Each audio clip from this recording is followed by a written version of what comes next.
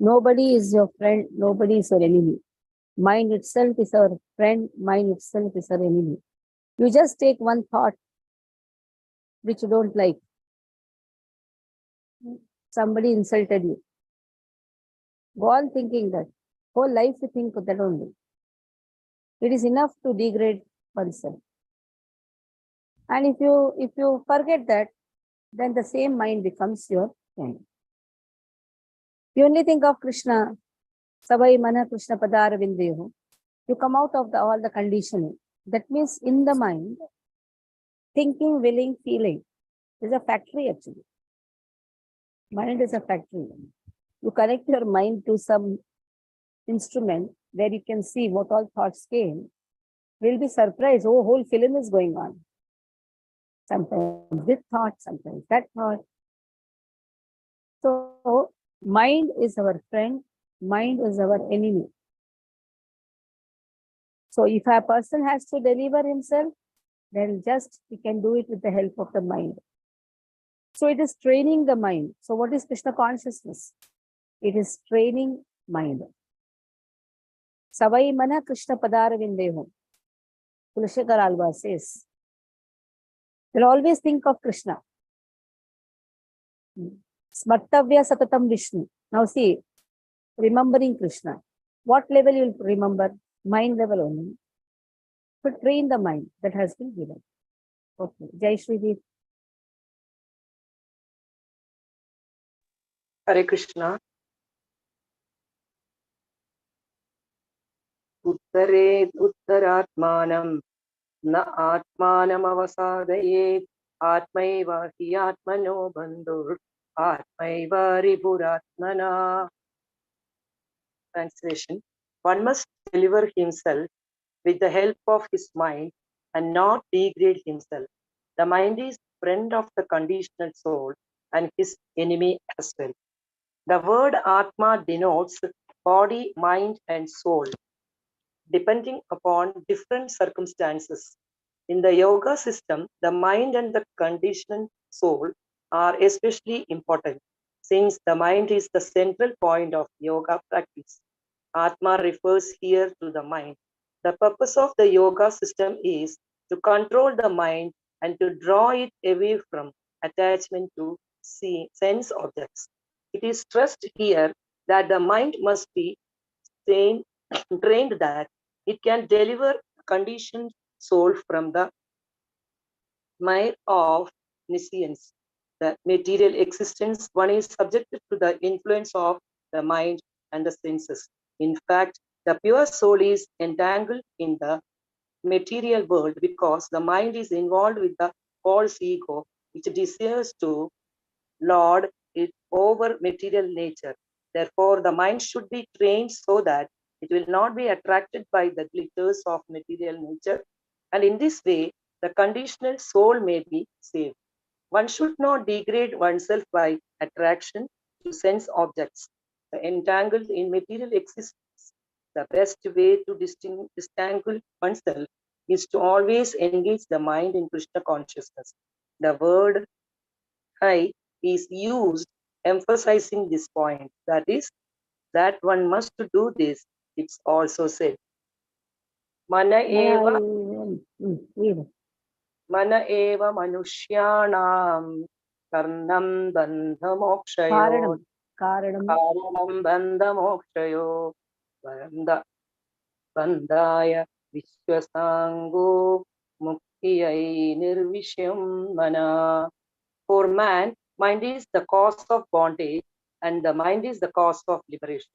Mind absorbed in sense objects is the cause of bondage, and mind detached from the sense object in the cause of liberation. Amrita Bindu Upanishadu. Therefore, the mind which is always engaged in Krishna consciousness is the cause of supreme liberation. Hare Krishna. बंधुर आत्मात्मनस्तस्य येनात्मैवात्मना जितः अनात्मनस्तु शत्रुत्वे वर्तेतात्मैव शत्रुवत्. बंधुर आत्मात्मनस्तस्य येनात्मैवात्मना जितः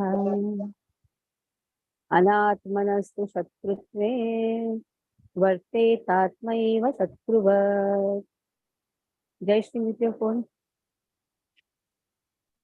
Bandhur Atma. 2 times Atma has been spoken. One time Atma refers to mind, one time Atma refers to the living entity. So for a living entity, the mind is a friend. When the mind becomes friend, when Atmanaha Jitaha, when the living entity has conquered the mind. By what? By his intelligence. It is the intelligence which directs the mind. Then only he can, when he is conquering the mind, then the mind becomes the friend. Anatmanaha. That means he has failed to conquer the mind.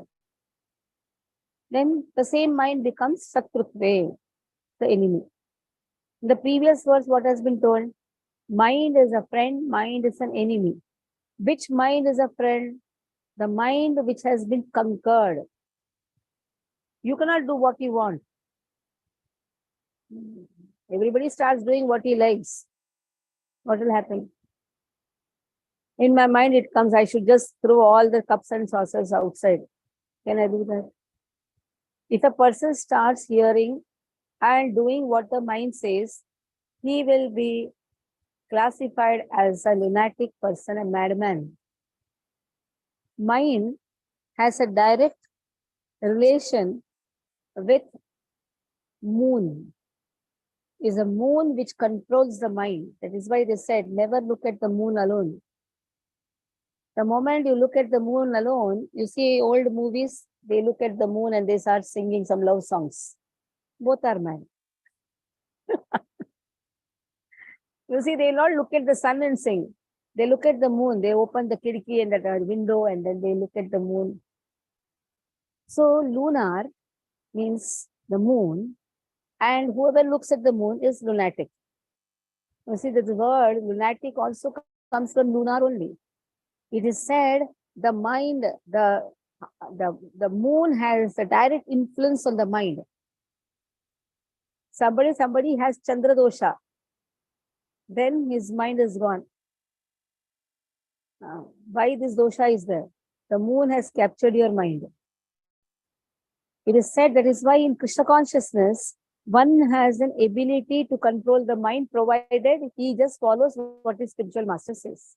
Just chant the holy name so that the mind, which is uncontrolled, can be controlled. Then the controlled mind becomes the friend and the uncontrolled mind becomes enemy. Okay. Shilpa, read. Shilpa, Jojo. Why Shilpa Narvekar doesn't join? She must be joining late. Anuj Kamkar, keep your videos on if possible. Ashish Upadhyay. Mohini, I think. Priti Yadav, Palash. Yeah. Read. Hare Krishna. Bandhur atmatmanastasya yenatmaivatmana jitah anatmanastu shatrutve vartetatmaiva shatvat.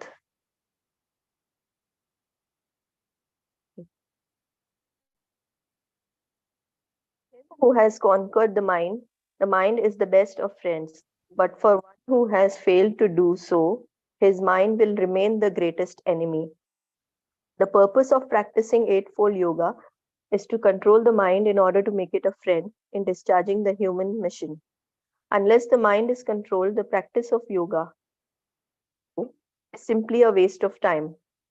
One who cannot control his mind lives always with the greatest enemy, and thus his life, its mission are spoiled. The constitutional position of the living entity is to carry out the order of the superior. As long as one's mind remains an unconquered enemy, one has to serve the dictations of lust, anger, avarice, illusion, etc.